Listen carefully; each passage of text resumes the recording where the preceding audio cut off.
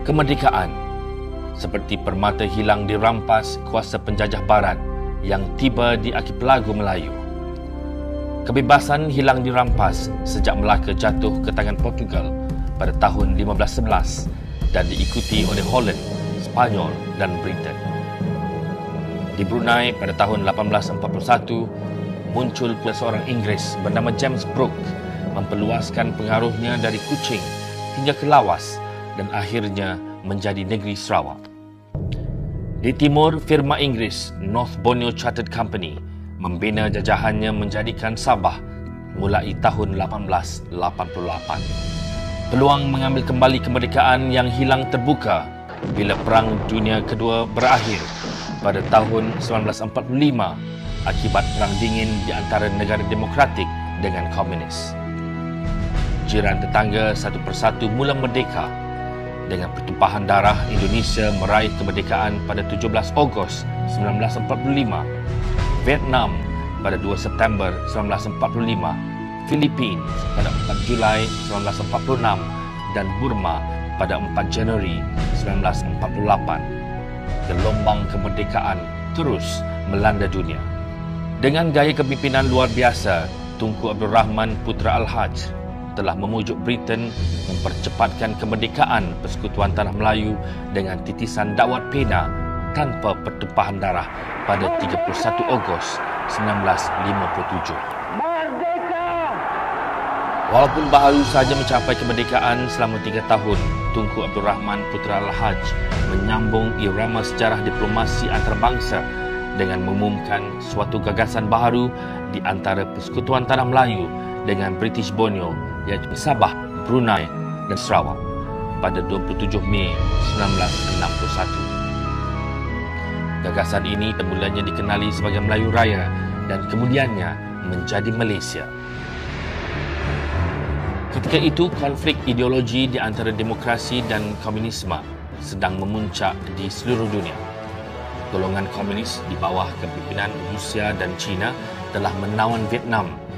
Mereka juga sedang mempengaruhi Indonesia dan segolongan penduduk Persekutuan Tanah Melayu, Philippines, Singapura dan Sarawak. Dalam tempoh 23 hari, Sir Harold Macmillan, Perdana Menteri Britain, telah menyatakan sokongannya dan memacu cadangan ini menjadi suatu pecutan proses integrasi politik. Pada 26 Jun 1961, tanah jajahan British Borneo iaitu Sarawak, Brunei dan Sabah telah bermesyuarat di Singapura. Ramai pemimpin memberi sokongan dan mereka pula telah menubuhkan Malaysia Solidarity Consultative Committee di mana Sarawak telah diwakili oleh Datuk Bandar Abang Mustafa, Temenggung Jugah, Ling Beng Siu dan James Wong Kim Min. Memandangkan ancaman dari Komunis Clandestine Organisation Sarawak yang dibantu oleh komunis dari China dan Indonesia semakin meruncing, maka jawatankuasa ini mendesak agar Persekutuan Malaysia ditumbuhkan dengan segera. Justru itu, pada 4 Januari 1962, Dewan Undangan Negeri Sarawak telah meluluskan kertas putih Malaysia dan Sarawak. Selepas itu, Suruhanjaya Cobalt telah dibentuk pada 23 Januari 1962 untuk mengendalikan pungutan suara rakyat di Sarawak dan Sabah. Mereka telah mendengar dan menerima pandangan rakyat di 36 pusat walaupun dihalang oleh an-Nasir komunis di Kuching, Sibu dan Miri. Pada bulan Julai telah diterbitkan laporan Cobalt di mana rakyat Sarawak dan Sabah menyokong penubuhan Persekutuan Malaysia. Justru itu, pada 1 Ogos 1962, Tunku Abdul Rahman dan Perdana Menteri Britain, Sir Harold Macmillan, telah mengumumkan bahawa pengisytiharan Malaysia akan disempurnakan pada 31 Ogos 1963. InsyaAllah, dengan izin Allah Subhanahu Wa Taala, pada 31 hari bulan Ogos 63 kelak, negara baru itu akan muncul sebagai sebuah negara yang merdeka dan berdaulat. Hidup Malaysia! Dewan Undangan Sarawak segera meluluskan usul pembentukan Persekutuan Malaysia. Filipina membantah dengan membuat tuntutan ke atas Sabah pada 24 April 1962 dan Parti Komunis Indonesia menuduh Malaysia sebagai perbuatan neokolonialisme. Pada 8 Disember 1962, Parti Rakyat Brunei mengadakan pemberontakan yang melibatkan daerah berkenur, Limbang dan Lawas. Askar Indonesia pula menceroboh dan menawan stesen polis terbeduk berdekatan sempadan dan Komunis Clandestine Organisation Sarawak mengeruhkan keadaan di Kuching dan Sibu dengan mengibarkan bendera Parti Komunis Cina. Keceriaan di Bandar Kuching menjadi suasana perang. Ratusan askar Persekutuan Tanah Melayu dan askar Commonwealth membanjiri bandar itu. Raungan bunyi jet dan helikopter tentera di ruang udara dan kenderaan tentera mensesakkan jalan raya. Jepun telah mengambil inisiatif membawa Perdana Menteri Persekutuan Tanah Melayu Tunku Abdul Rahman, Presiden Filipina Diosdado Macapagal dan Presiden Indonesia Sukarno ke Tokyo pada 31 Mei 1963 untuk perundingan damai. Tunku Abdul Rahman meneruskan diplomasinya dan mendesak Britain membebaskan Sarawak dan Sabah di mana hasilnya ialah perjanjian Malaysia. Wakil Sarawak yang menandatangani dokumen tersebut ialah Datuk Bandar Abang Mustafa, Temenggung juga Abang Haji Openg Ling Beng Siu dan James Wong Kin Min pada 9 Julai 1963. Perjanjian ini membolehkan Sarawak membentuk kabinet pertama pada 22 Julai yang terdiri dari Datuk Stephen Kalong Ningkan sebagai Ketua Menteri, Encik Abdul Taib Mahmud, Encik James Wong Kin Min, Awang Hipni Pengiran Anu, Encik Dunstan Endawi dan Encik Teo Kui Seng.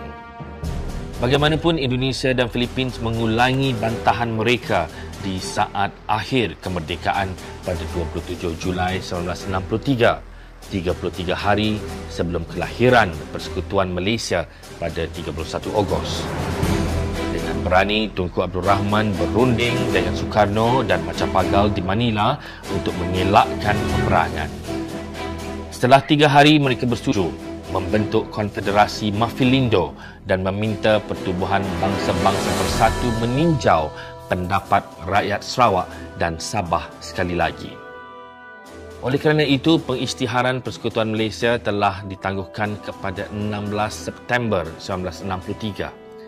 Pada 13 September, United Nations Malaysia Mission mendapati rakyat Sarawak dan Sabah mahukan Persekutuan Malaysia.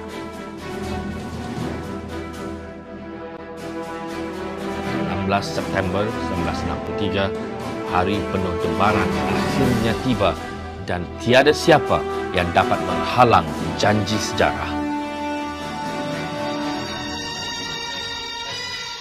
Di Kuching, ibu kota Sarawak, rakyat menyaksikan pelantikan UMNO yang pertama dari anak negeri, yang terutama Datu Haji Abang Openg.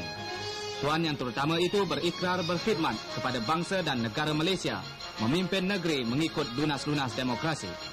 Manakala oleh Ketua Menteri Sarawak, seorang Iban, Encik Stephen Kalong Ningkan, diisytiharkan bahawa Sarawak sekarang telah meningkat taraf menjadi sebuah negeri.